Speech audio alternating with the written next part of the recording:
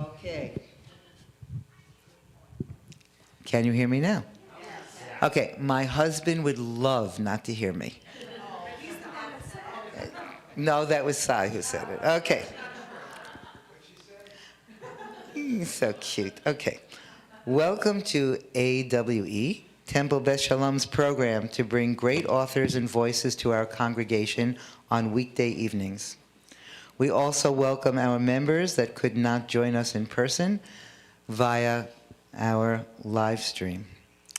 I am thrilled to introduce Rabbi Raphael Shore, an acclaimed filmmaker and human rights activist whose work has empowered Jewish identity and exposed the escalating dangers of anti-Semitism. As the founder of Open Door Media and the Clarion Project, he has become a steady and influential voice in an increasingly hostile media landscape. His documentaries and feature films have reached audiences in the hundreds of millions, earned multiple awards, and helped shape public understanding of radical Islam, anti-Semitism, and the State of Israel. His first book, Who's Afraid of the Big Bad Jew?, that he will be discussing this evening, dismantles the distorted logic of Nazism to reveal the deeply human essence of Judaism. It is an unapologetic call to awaken to truth, to God, and to moral responsibility. From Pharaoh to Hitler to Hamas, Rabbi Shore traces the recurring fare of the Jewish mission to bring light into darkness and to summon the world through consciousness. This work challenges readers to remember who we are and what we are meant to be. After Rabbi Shore's presentation, the discussion will continue and be moderated by Rabbi Bachman, followed by a Q&A. Rabbi Shore will also be available to sign your copies of his book following the program. I now introduce Rabbi Raphael Shore.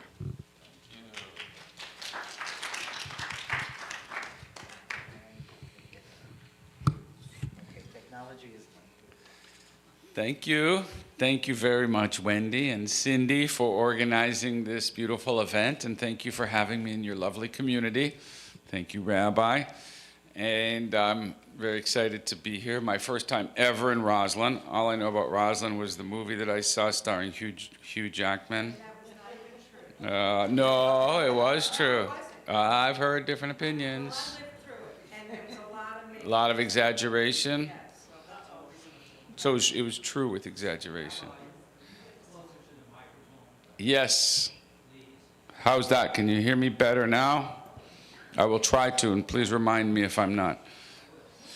We were just arguing about something not relevant anyway, so you didn't miss anything. I wrote my first book, Who's Afraid of the Big Bad Jew?, in order to deepen the conversation about anti-Semitism.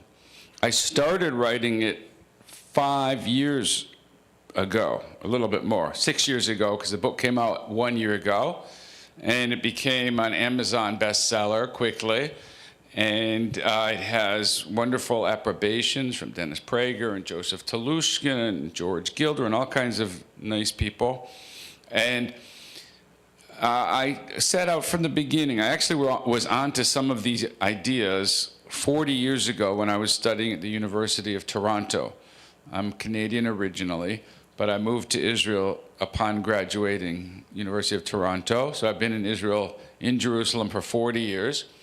And I was already onto some of these ideas, but I felt that they're a little controversial, they're a little challenging, and I felt that maybe we weren't quite ready for it as a Jewish people. So I actually just didn't write a book until a year ago, because I feel now there's enough distance from the Holocaust, and after October 7th and the explosion of anti-Semitism that followed, it's time that we really try to look again at some of the assumptions and understandings that we have about Jew hatred. When I asked the question, if I would say, why the Jews? What do those three words mean to you? Why the Jews? What am I asking? Rhetorical question. Feedback, please. Why the Jews? What sets them apart? What sets us apart? What sets apart? In other words, why are the Jewish people the Jewish people? Is that what you mean? And why are they so Hated. Always picked on, right? That's the usual first answer. Why the Jews means like, why is it that in every single generation, wherever we go on the planet, and even when we're back home in Israel, is anti-Semitism such an incredibly universal and intense phenomena? Why the Jews always hated? So that's what you could understand with the words, why the Jews. But there's another way that we can understand those three words, why the Jews. The other way to understand it is, why the Jews? What is the why of the Jewish people? Why are we here? What is the purpose? What is the mission? What is the role of the Jewish people? What are we supposed to be doing here on earth as a Jewish people? Why the Jews? Now, we normally think of these as two completely different questions. What I set out to explain in my book is that the answer to both is actually the same.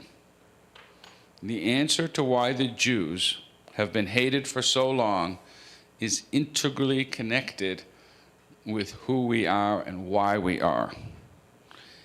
And that, if that is accurate, which is what I argue in the book, then that's very different than how we've been taught to explain anti-Semitism as a generation of Jews. So when we want to understand why the Jews, there are really, and I'm going to read a little few pieces from the book so you get a little taste of it. So I say here there are three possible answers to the question of why the Jews have been hated. There's three categories. One, it's not about the Jews. Two, the Jews are really bad. We're hated in every generation because we're bad. Number three, it's about the Jews. Isn't that interesting? It really comes down to three things. It's not about the Jews, it's because we're really bad, or it's about the Jews, but it's not because we're really bad, it's something else. So those are the three possibilities, logically. So then I explain. Let's think about each. It's not about the Jews at all. This has actually become the accepted explanation of anti-Semitism. And it is actually the reason most commonly given. The claim is that we are being used as scapegoats. We're all familiar, right? Which means it's just a bad coincidence that when a society needed to blame some group, we were there for them to use. It means that despite what anti-Semites may say are the reasons for hating Jews, those reasons are not really what bothers them. Conventional wisdom would have us believe that it's simply xenophobia, a garden variety of bigotry, and dislike of the unlike. It's not really about us, just we're different. The Jews were at the wrong place at the wrong time. Sometimes this idea is expressed as anti-Semitism is a virus, a disease that is seemingly unknowable. So that's the way most of us have been taught. Then I go on. The Jews are really bad. This is number two. The Jews are really bad. That's why they hate us every time. This answer assumes that everything the anti-Semites say we are, a bothersome force, an evil influence, deserving of persecution in every generation, is true. And the third possible reason is it's about the Jews. The Jews are not so bad, and Jew hatred is not an unfathomable disease, but there is something deeper, beyond the contradictory smears, the double standards, and the obsessions that has fueled anti-Semitism for thousands of years. So in my book, I present evidence for the third answer. By the way, I understand that my film was shown here at the shul. How many of you saw the film Tragic Awakening? A new look at the oldest hatred. Okay, just a few of you. So we'll go over all the ideas because the film reflects the ideas in the book. So I argue that we have been sold a bit of a bill of goods in our explanation. When people are asked, why did the Holocaust happen, for example, we're almost always given answer number one. that it's not about the Jews. How is it, why did the Holocaust happen? And then I'm going to tell you the narrative, and you're going to say, yeah, that's what we were taught. Germany was defeated in World War I. It was a punishing Versailles treaty. They were demoralized, and they needed to regain their sense of strength, their strength of pride. The German people were miserable. And so a megalomaniac politician named Adolf Hitler rose to power and was able to help people reclaim their sense of German pride. He whipped up the masses because he's a megalomaniac, irrational guy, but a great speaker who could whip up the masses. And as a result, he came to power and the Holocaust. That's how we've all been taught. Irrational, he's a megalomaniac, no coherent ideas. He whipped them all up just as a scapegoat. So I argue that that's very incorrect. The reason I say that that's very incorrect is because I studied the man himself. I studied Adolf Hitler. May his name be erased. And it's an entire chapter in the book where I present what is an incredibly coherent and consistent ideology of why Hitler decided to do World War II and why in World War II the Jews were selected for genocide. It was very clear ideological explanation.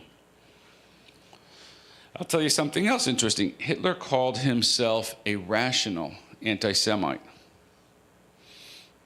He called himself, he said, I'm not one of those emotional anti-Semites. Let's just do a pogrom here, a pogrom there, beat up some Jews. No, I'm taking this problem seriously. The final solution to the Jewish problem was a rational solution to a well-thought-out problem. And we, unfortunately, have not been taught that, so I present it. So I'm gonna tell it to you in short, really short, just because time doesn't allow. But in the book, it goes into it in great length. But just so that you understand, get a picture of it.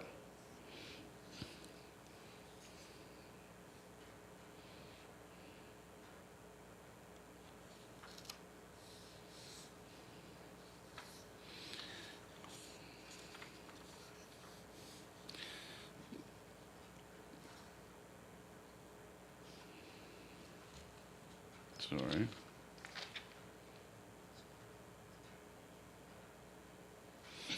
So Hitler understood, and this already, just that statement is like, that strikes people wrong, right? We're quoting Hitler. Hitler understood.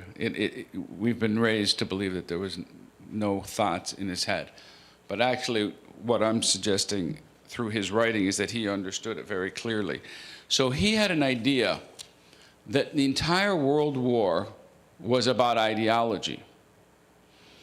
And so he said, and that's what I was trying to find, but I'm having trouble finding it. He said that in this war, when he met the Mufti of Jerusalem in 1941, he told the Mufti of Jerusalem in their private meeting, he said, I want you to understand that this war is not really between Germany against England and against Russia. It's primarily German against the Jews. And everything else is facade and illusion because it's an ideological war. And in that ideological war, he felt that the Jewish people represented an ideology that had to be destroyed for the sake of humanity. Hitler was, in his mind, saving not only Germany, but Western civilization, because an insidious ideology had been put into the world by the Jews that needed to be removed. What was that insidious ideology?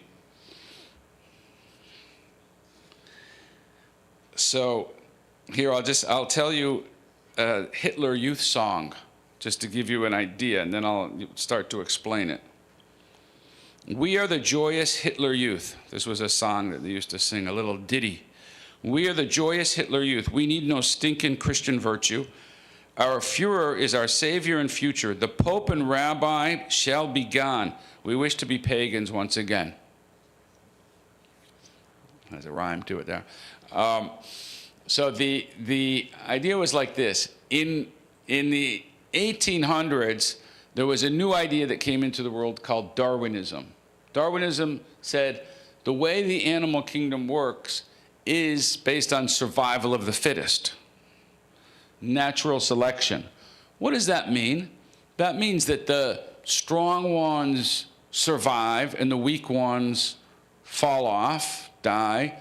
That applies to the specimens within a species, and it also applies to weak species. And so when the animal, the strong lion, eats a weaker animal for lunch, that's the way it works. That's the way it works. Might makes right. It's not equal, it's a hierarchy.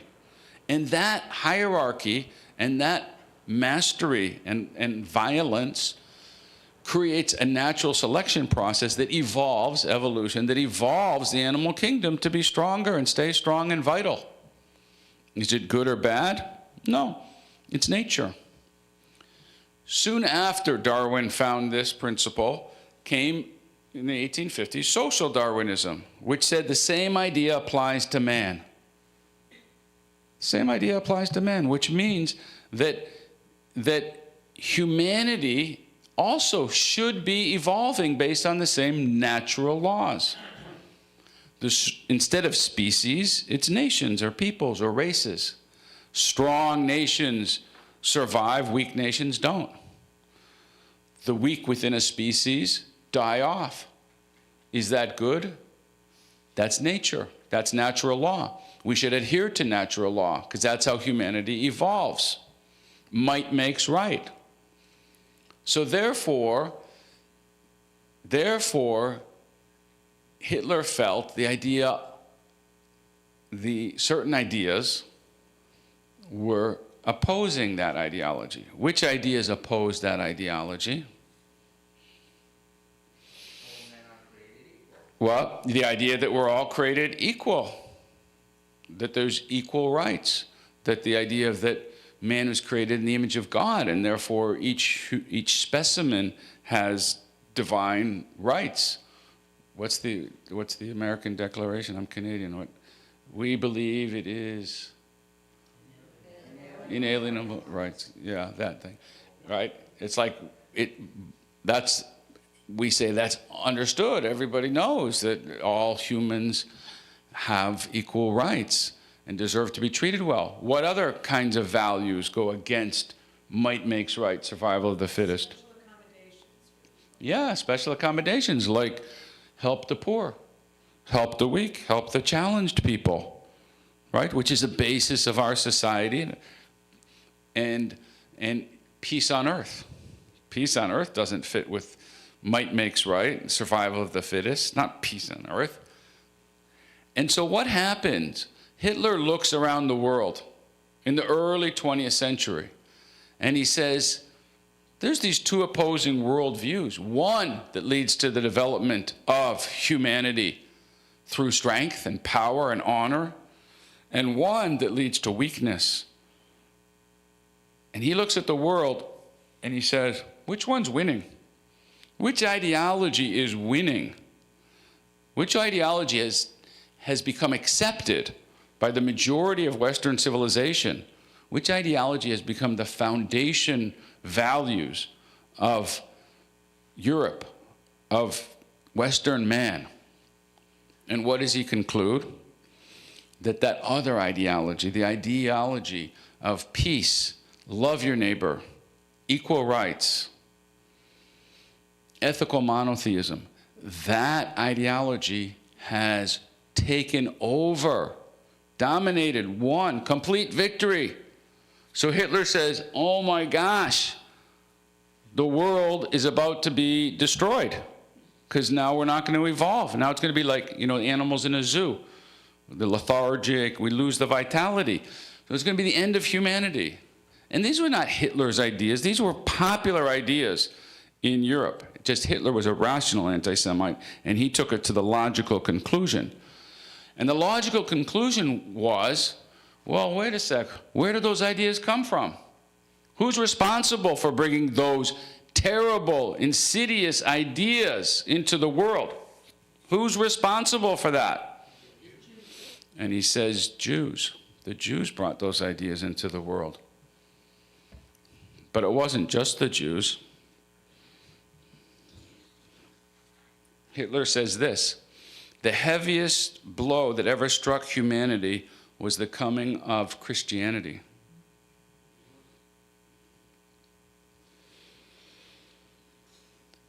So he also identified a third foe, a third ideological enemy. Who was that? Communists, Bolsheviks. Communism, because the communism, although it didn't have God in the picture, it was all about, in theory, it didn't work out so well, but it was all about, in theory, peace on earth, brotherhood of all man, equal rights. So like Hitler identified three terrible enemies: the Jews, the Christians, and the communists, the Bolsheviks. And he was dead set at destroying all of them. But only one of them was he determined to wipe out completely: genocide. Here's a great quote from Hitler. Of old it was in the name of Christianity. Today it's in the name of Bolshevism, communism. Yesterday the instigator was Saul. The instigator today, Mordecai. Saul has changed into St. Paul and Mordecai into Karl Marx. By exterminating this pest, we shall do humanity a service of which our soldiers can have no idea. So he understood that even he was acting with for an ideological purpose that many people didn't even understand. And it was interesting, right? Because, okay, so who started Christianity? Nice Jewish boy. Who started Marxism? Marx. Communism is Marx. Karl, another Jewish boy. I can't say nice Jewish boy. I can't, but either one. But anyways, but that wasn't the reason that Hitler was against him. It just happened to be Jewish voices, of course. But it was because it was Jewish ideology that was brought into the world and became mainstream. So Hitler was the world's last chance. Why did he think every Jew had to be killed? Why was so much effort put in that every Jew had to be killed? Because he said this: the internal expurgation of the Jewish spirit, the internal removal of the Jewish spirit, is not possible in a Platonic, superficial way. For the Jewish spirit is the product of the Jewish person. It's inside of us. Unless we expel the Jewish people soon, they will have Judaized our people within a very short time. And then he wrote also, even if there had never been a synagogue or a Jewish school or the Old Testament, the Jewish spirit would still exist and exert its influence. It has been there from the beginning, and there's no Jew, not a single one, that does not personify it. So in other words, he understood that it was Jewish spiritual DNA. It's in our race, it's in our nature. And that's why even if a Jew is an atheist, he wrote this as well, even if a Jew, this is Rosenberg, the chief ideologist, even when recreant Jews abjured God, meaning wayward Jews, even if they reject God, they're atheist Jews. He says they only put in God's place what was essentially the same concept under other names. They call it humanism, liberty, liberalism, but it always comes from that Jewish soul. Hitler understood it. That's why every single Jew had to be killed. Christianity, no, just let's get rid of the church, let's get rid of the leaders. Bolshevism, let's get rid of the officers. But Jews, every Jew, it's in their soul. It's in their DNA.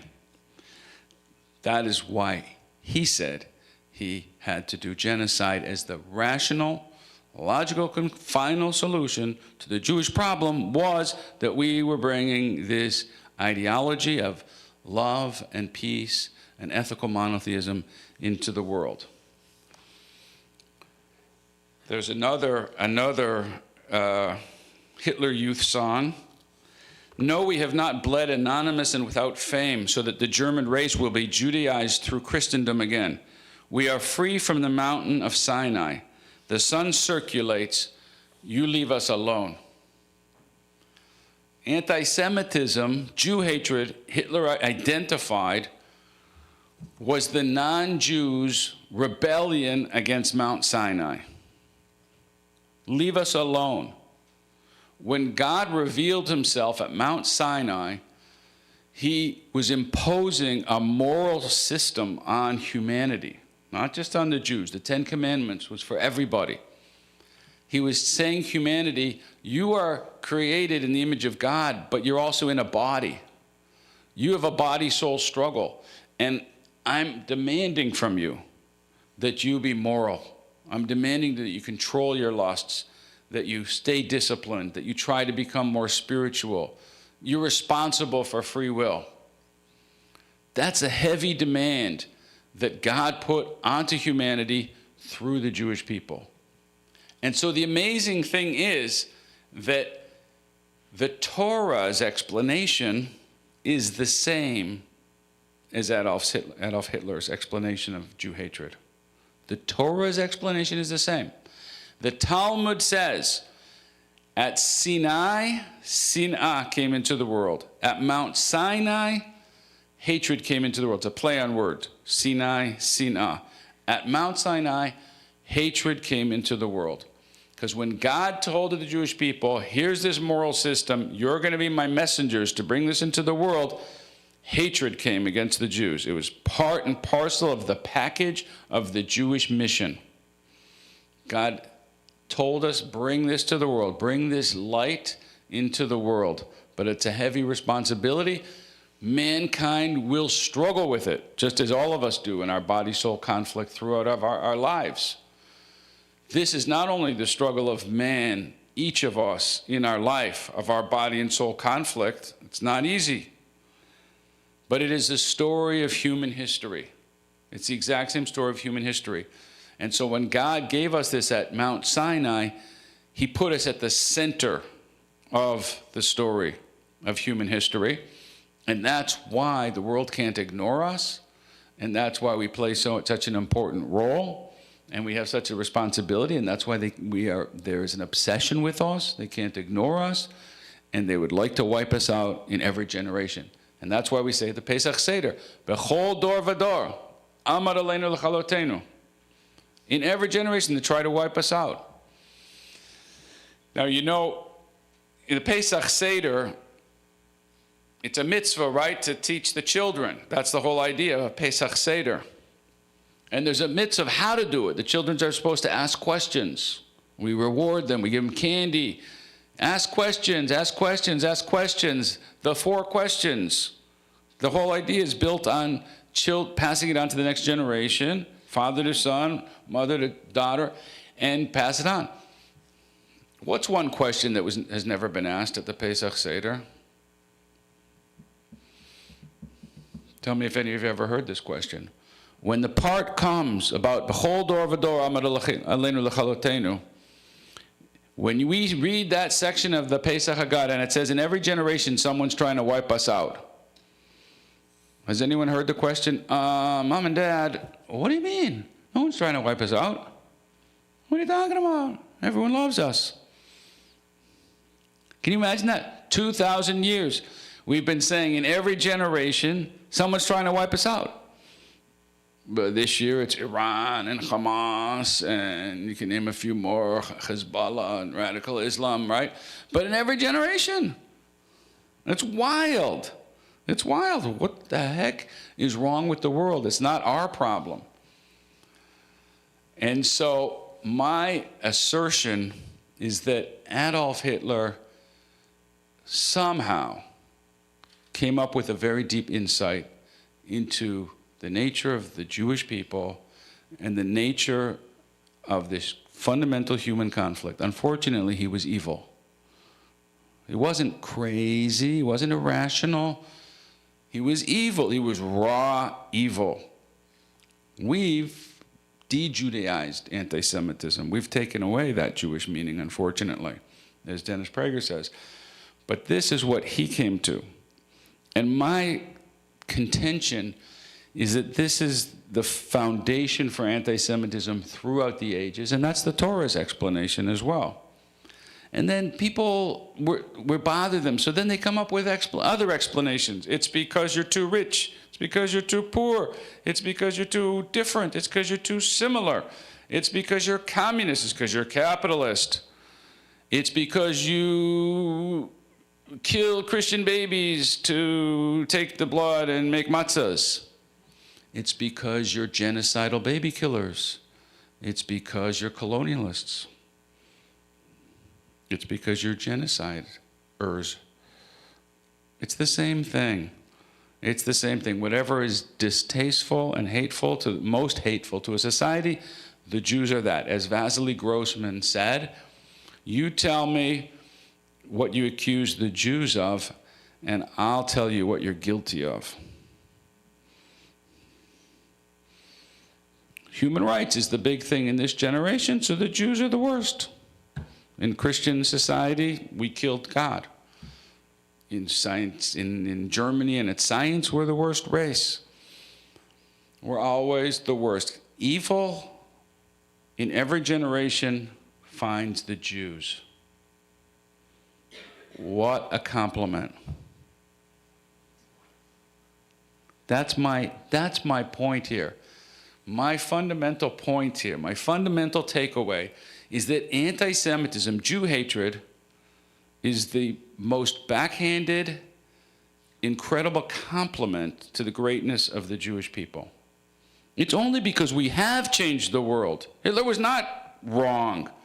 We have completely changed the world by bringing in these ethics, these beautiful ethics of help the poor, help the weak, universal peace, love your neighbor, ethical monotheism. Yes, we have brought these ideas into the world. And in every generation, every society that's bad and evil, they will come against us. And if a society and a people are good and open and tolerant, they will like us.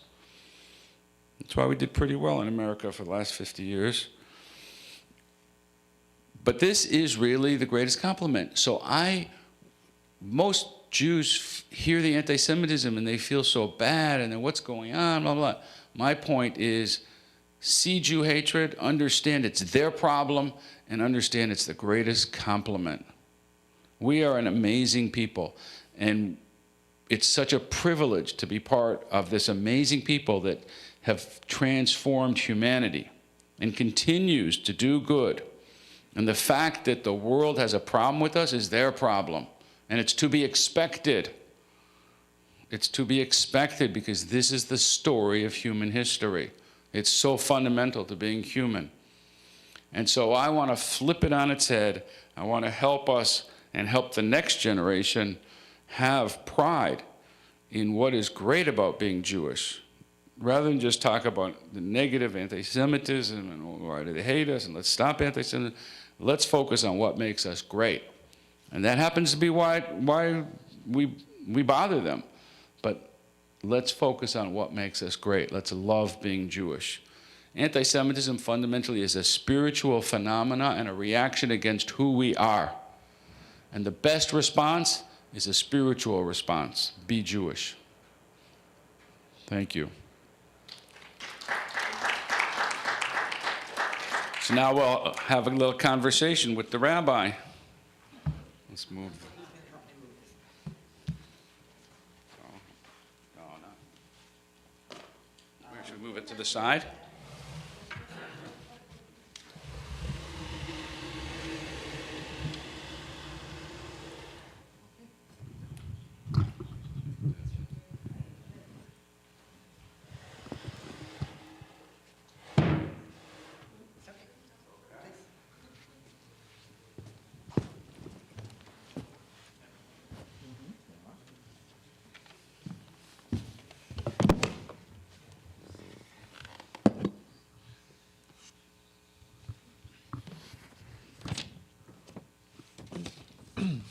So first I want to say Yasher Koach, and thank you for your presentation. Thank you for writing your book. But you said you've been writing this book for 5 years or whatever, and much longer, actually, preparing for studying all the sources. And in a sense, it reads like two different books. And you were, fortunately or unfortunately, you had October 7th happen while you were getting ready to finish the book. And you had to include all of that stuff in with the rest of it. And so what I'd like to ask you first is, is there something, I mean, you talk about anti-Semitism, you talk about Jew hatred, and is there anything more precise? Is there a way of looking at things that is October 7th and the aftermath and the war and everything that's happened in response to that on campuses and throughout the world? Is that, when you look at it, do you see anything that distinguishes it from the other types of anti-Semitism, from other expressions of anti-Semitism that we've seen throughout history? In other words, can we be a little more precise in it? Because if it's exactly the same, then you have one book with one theme. And if it's not, if there are distinctions to be made, maybe we can be a little bit finer grained and think of them in ways that are helpful to us in dealing with it. Okay, that's a good question. I think that fundamentally, what happened on October 7th and then the explosion of anti-Semitism afterwards, I think that it is very much the same. That's my answer, is that we're dealing with the same phenomena. I think that you've probably heard many people say that anti-Semitism morphs. It's a shape-shifting phenomena. And the idea there is that in every generation, you have to come up with it. Like Rabbi Sachs said, I have it in the movie. He said, like, you can't be for a long time. Like, being a neo-Nazi is not so cool. You know, now there are some back in America, but for a long time, it was just not cool. You can't be a racist. That's not okay. That's not cool. So anti-Semitism had to find a new form. My history teacher at University of Toronto, my medieval Jewish history teacher, said that it's a phenomenon in Jewish history that after something really bad happens to the Jews, there is usually a couple of generations that it's a little bit better for a while until anti-Semitism finds its new place. And I think that that's what happened. There was a lot of guilt after the Holocaust. There was a lot of inability. Even if someone didn't like the Jews, you couldn't really say it too much outright until it found this new form, human rights. I'm not against the Jews. I'm just against genocide. Have you heard that one? That's such a line, right? Everyone's saying it. I'm not against the Jews. I'm just against genocide. Okay. So you deal with every problem in the world the same? No, I'm just focused on the Jews. The double standards are just so obvious. The obsession is so obvious, but that's what they're accusing of us. So they managed to, by genocide allows them to remove the guilt of the Holocaust and to find a way to hate the Jews once again. It doesn't matter that it's completely ridiculous.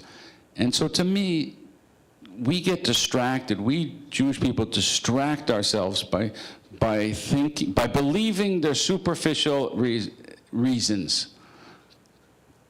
It's not because we're different or the same or communists or capitalists. It's not because we take those Christian babies and take their blood. And there's something deeper. It doesn't make sense that there's 3,000 years of anti-Semitism with 273 different reasons for why they hate us in every society is just unlucky. It doesn't make sense. It's intuitive that there's a reason, and it's something about who we are. It's difficult to face. It's difficult to face. It has a heavy message for Jews.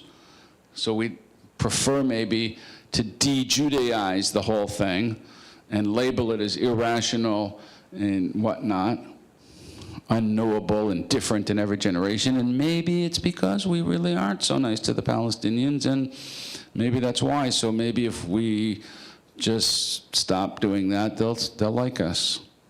And then it's not. And then we find out that it's not. So yeah, okay. That was the answer to the question. As you can see, I can go on and on. So I want to push back a little bit on your formulation of the issue, because you quoted the Haggadah saying, "B'chol dor v'dor," in every generation, somebody arose to destroy us or to wipe us out.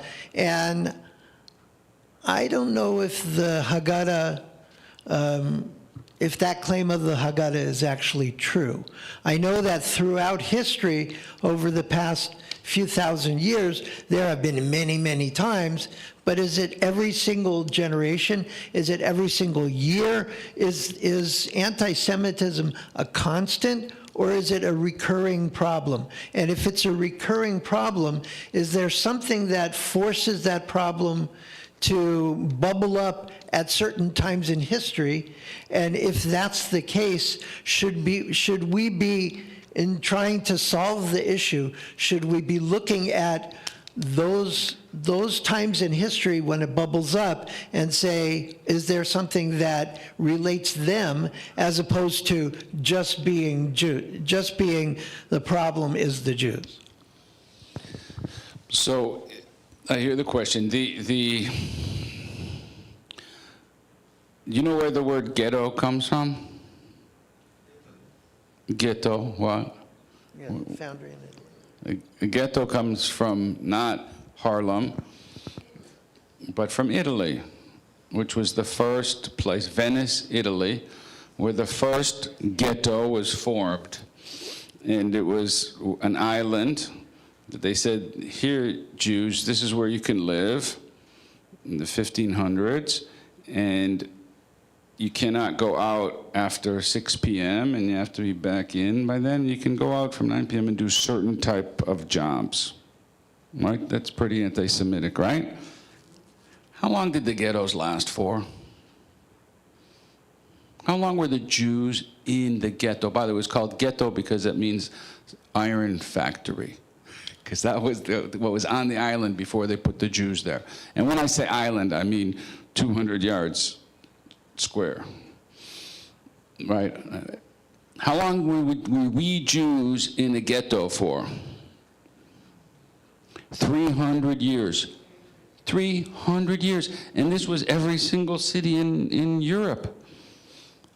So no, I don't think that there's been times, very many times, that we haven't faced it. Certain places, maybe less, certain places not. Yeah, it was pretty good in Canada growing up there for me, but until I found out that my friends were anti-Semitic. But for a while. So I think it's pretty constant. And not only that, when Abraham was picked by God in the Torah, and we were given bris bein besarim, the covenant between the pieces, he was given a vision of Jewish history, and he was told, first of all, your children are going to go down to Egypt and be persecuted for a few hundred years in Egypt, in another country. And then he was given a vision of 4 exiles that were going to be the whole history of the Jewish people. He was given a vision of a very difficult ride through history. And he was told, why? Because you're my messenger, Abraham. You're bringing this into the world, and this is going to be consistent. I think it's very important that there are things that we do that can contribute to people not liking us. And there are ways that we can be better. We have to be very careful to be upright citizens and behave well and be good examples. And when we have examples of our people, and there are many who are not good, that provokes hatred for sure. I don't think that's the fundamental issue, and I think we have to really work hard to not take upon ourselves the cause for anti-Semitism. It's not us, and it's not their excuses. They have a problem with us. Otherwise, I'll twist myself in a pretzel. If I'm in Germany, I'll assimilate completely, because that's what they're demanding, and I say I'm more German than they are, and then I still get a Holocaust. So we have a slight disagreement. That's okay. No. I have other questions that Okay. that ask if there's anything else. So one of the issues, I just want to say that when God was talking to Abraham at the Brit Bein HaBetarim, at the covenant between the pieces, and he showed Abraham this vision of what the next 400 years is going to be like. He also said, God also said at that time, the reason is not just because you should be persecuted, not just because people can hate you, but because the land that you are going to inherit, the land of Canaan, is not ready yet for you to come, because the Canaanites who were living there at the time, they had not been evil enough and bad enough that the land was going to spew them out. And so in other words, it's not only dependent on the Jews ourselves, it's dependent on other people as well, and the relative values of peoples in different societies. And so, and I think that's one of the issues that keeps on bubbling up, is yes, anti-Semitism happens when they hate us, but it's not only us, it's them. It's a system of the two different peoples, and that's what Hitler saw. And it wasn't only Hitler. That was a very common idea at that time in history, especially leading even before World War I. At the end of the 18th century, the end of the 19th century, the fin de siècle period.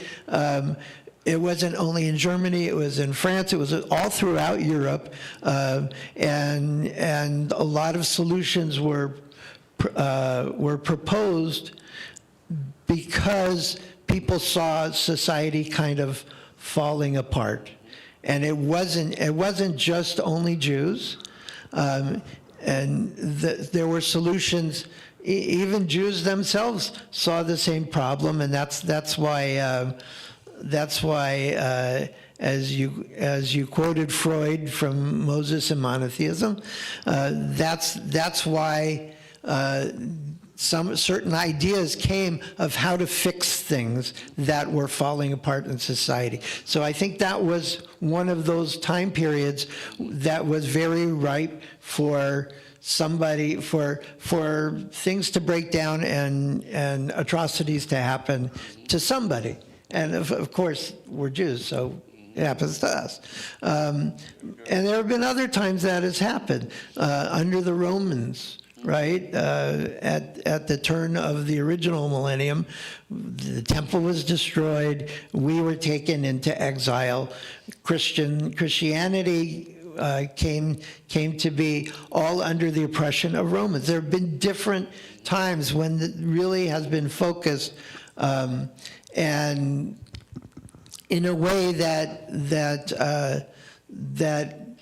really presages the Holocaust and October 7th kind of things, much more than your garden variety of anti-Semitism, your friends when you were a kid being anti-Semitic. That's a different, maybe it's a different sort of cat. The thing that goes on constantly versus the idea that we need to wipe you out or oppress you so that you are completely gone. And I think that when we're talking about specifically October 7th and the aftermath of October 7th, then we have to bring in another factor, which is, or two other factors, which is the rise of politics and the role it plays in how things happen, and also the rise of the new media and how ideas spread. And every time there's been a technological advance in especially media, the printing press, that brought a wave of anti-Semitism. The Industrial Revolution brought a wave of anti-Semitism, and other wars, including the Civil War, including other wars in Europe that happened. These changes in the way that people in general communicate and are able to transmit ideas, especially bad ones, that is also, I think that's also a factor in what we saw happen in October 7th and the war that has followed, and the amount of hatred that has come the way of both the Jews and Israel. And if we're trying to solve the problem, it's not only, if we're trying to solve the issue, we can't only rely on ourselves as individuals. We have to also look at those kinds of factors that spread these things and act as multipliers. Okay. Should we see if the audience would like to ask any questions? Okay, great. What about the fact that we were taught that the Jews are the chosen people? Isn't there jealousy? Couldn't that be part of the anti-Semitism? That is very much part of it, but it's not because we say that we're the chosen people. There's a lot of people who say they're the chosen people. If you're in a high school and the biggest nerd in class says that they're the best jock and the valedictorian and the number one student, does that bother you so much?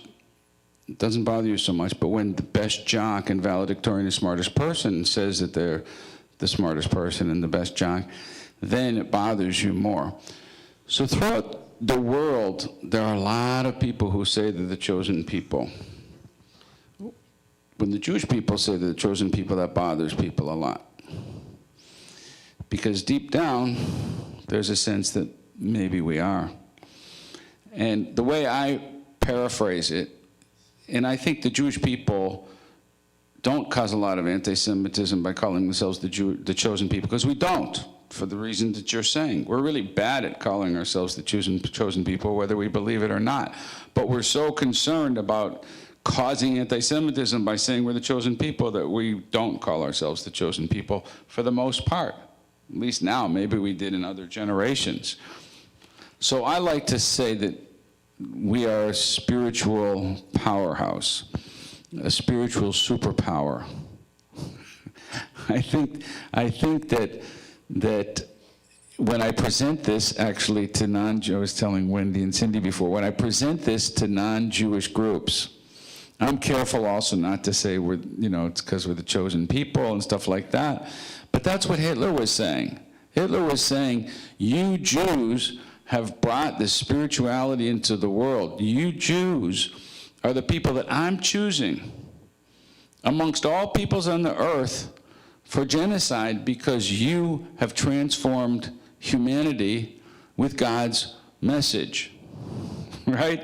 So we can try to ignore it. We can try to pretend we're not that people. What are you talking about? But actually, we have transformed the world. So when I present this to Christians, and I'm very careful what I say, they say, of course, it's because you're the chosen people. That's why they hate you. But it's not because we say we're the chosen people. They're saying it's because we are the chosen people. And That's in the literature. that's what they believe. That's what the evangelical Christians today believe, that the Jewish people are the chosen people. Even though we don't accept Jesus and stuff like that, but we're still the chosen people, and so people don't like us as what I'm saying, that when God gave the Torah at Mount Sinai, again, we don't like to say it, when he chose Abraham, when he chose the Jews and gave us the Torah at Mount Sinai, use the word chosen carefully, that's what brought hatred into the world, because we had a mission. And when we forget the mission, anti-Semitism comes as well. But it's not because I don't think the main reason, sometimes it may irritate people, I don't think the main reason is because we say it. I think the main reason is because we are. And there's an envy to who we are as a spiritual superpower, bringing these ideas into the world that are irritating. You ever heard of the book, The Brothers Karamazov by Dostoevsky? So in this book, Dostoevsky has a chapter called The Grand Inquisitor. And in that chapter, the Grand Inquisitor, so this is also hundreds of years where they're burning Jews at the stake, forcing us to convert. Hundreds of years this is going on. The Grand Inquisitor, the big poobah, he's in charge, he's persecuting the Jews, he's bringing Christianity to dominate the world, the Western world. And then one day they get a very special visitor. Who is it? Who comes to visit the Grand Inquisitor? None other than he himself, Jesus. This is a novel. Jesus comes to visit the Grand Inquisitor. What would happen? It's like the Pope visiting Brazil. It's like, okay, roll out the royal carpet, let's make a huge celebration, spend $1 billion, this is so exciting. No, he takes Jesus, he brings him to prison and locks him up. And then some incredible lines of deep psychology. He goes and says, you know why I'm locking you up, Jesus? Because you have done a tremendous disservice to humanity. You imposed morality on them. You demanded freedom. You demanded the use of free will, the responsibility of free will. You asked way too much of humanity. That's why I'm locking you up. We brought the bar down. You set the bar way too high. We're bringing it down. The Inquisition, Christian world, that's bringing it down. That's totalitarianism with a Christian face, with a little bit of sprinkle of ethical monotheism, right? But what you were talking about, total morality and responsibility as a human being for being good, you went too far. So you see that he's talking about the same issue, and the Rabbi mentioned in my book, I bring a lot of other sources. Freud talks about this, Jean-Paul Sartre talks about it, that in anti-Semitism is a rebellion. In Christian anti-Semitism is a reaction against morality too. And so that's what Dostoevsky's also putting his finger on, that the Jewish people brought to humanity these deep ideas. There's envy against our success, our influence, our spiritual power, our physical success and power. And yeah, envy's there, but it's not because we say we're the chosen people. That's not the main problem. If we would only be irrelevant, that might make it better. There's another part of your book which talks about how we can turn anti-Semitism on its head and use it as a springboard to combat it. And I'd like you to go into that portion of your book, if you would. Yeah, well, I believe, as I mentioned, I think this is what you're talking about, Cindy, that of course it's important to do better PR. Israel should do better PR, and we should do better PR, and we should fight anti-Semitism on the campus, and have organizations like ADL try to do a better job to fight anti-Semitism. But to me, again, as I say, it's a spiritual phenomena. The best way to battle anti-Semitism is for the Jewish people to do their mission, to be Jews, and to be proud and be strong. And so the last chapter of my book, I bring examples of people, especially after October 7th, who have responded spiritually, who've responded to this difficulty and saying, you know what, they're trying to crush us as Jews.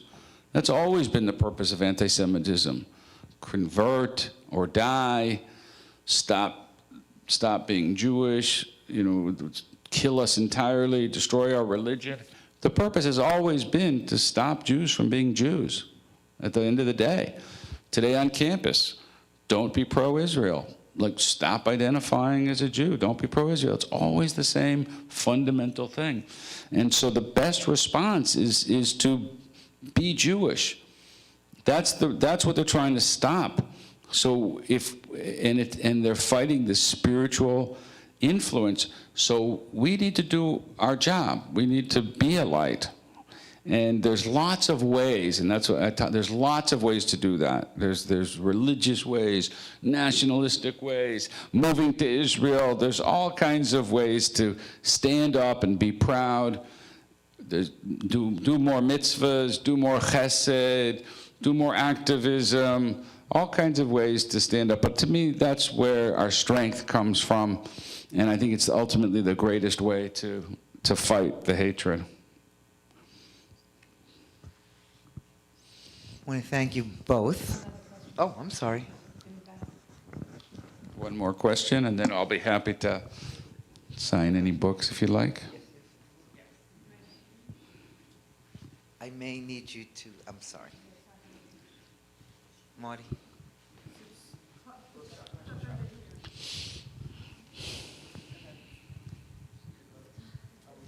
Can we make it? I got a loud voice anyway. Okay. Many years ago, I was supervising the building of 1- and 2-family houses. Most of the workers were Christian and basically Italian. Imagine, there are no nice words in Italian for Jews. There are 3 words. You hear them in the house, you hear them in their society. Jew the boss, Jew bet, Jew arts, anything that ends in arts means shit. My favorite is Matzah Christ, killer of Christ. Imagine a society that can't have a decent word. And when the people hear it in the house, they hear it in their church, they hear it in society, what do you think they're going to think of us? There's another thing. They hate the expression, the chosen people. What makes us any better than them, they think? Right? Well, you just answered that. Do you know how long it took the Vatican to recognize the state of Israel? 50 years. The only country in the Middle East that gives protection to the Christians, to the Muslims, and the Jews. The other countries don't do it. But it took them 50 years. And another thing, who is the villain in the Passion play? The story of Christ. You know who the villain is? Judas. Interesting. Every time they present that. Judas. That's what we have to live with. Yeah, thank you. I'll just share with you, this relates also to what Cindy said, is like, in World War II, they made us wear the stars. Before, the Germans made us wear the yellow stars. That was a wake-up call to German Jews in the same way as October 7th and the aftermath was for us here. It's like, what the heck is going on? Well, we thought we were Germans, and all of a sudden, the world's coming against us.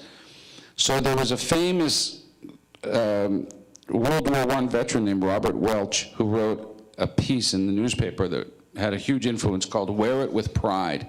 And this is what he said. April 1st, 1933, that's when they made the rule to wear the Jewish star. could be the day of Jewish awakening and rebirth if the Jews desire it, if they show maturity and greatness within them, and if they are not as misrepresented by their opponents. Under attack, the Jews must acknowledge themselves. It is not true that the Jews betrayed Germany. If they betrayed anyone, it was themselves, the Jews. Because the Jews did not display his Judaism with pride, because he tried to avoid the Jewish issue and be more German than Jewish, he must bear part of the blame for the degradation of the Jews. So in other words, the German Jews, by and large, understood when this attack happened upon them, they should respond by embracing their Jewishness, not be embarrassed by it. And to a large degree, we've been the same, our generation here. And we need to stand up with great pride and try to educate our next generation to be able to stand up and love being Jewish. And if they will get to that moral clarity and education clarity, then it won't be the end of anti-Semitism. But when they go to campus and everyone tells them that they're terrible because they're like Israel, they'll realize it's their problem. They're anti-Semites. And I think we have a ways to go to get there. God willing, we will. I think that's a great note to end this conversation on. I invite everybody outside we're Jewish, a cup of coffee and a piece of cake.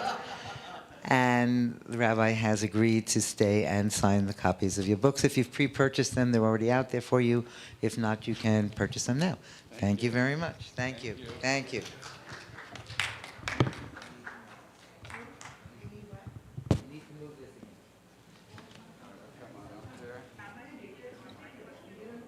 An online question? There's an online? Yeah, I can hear you.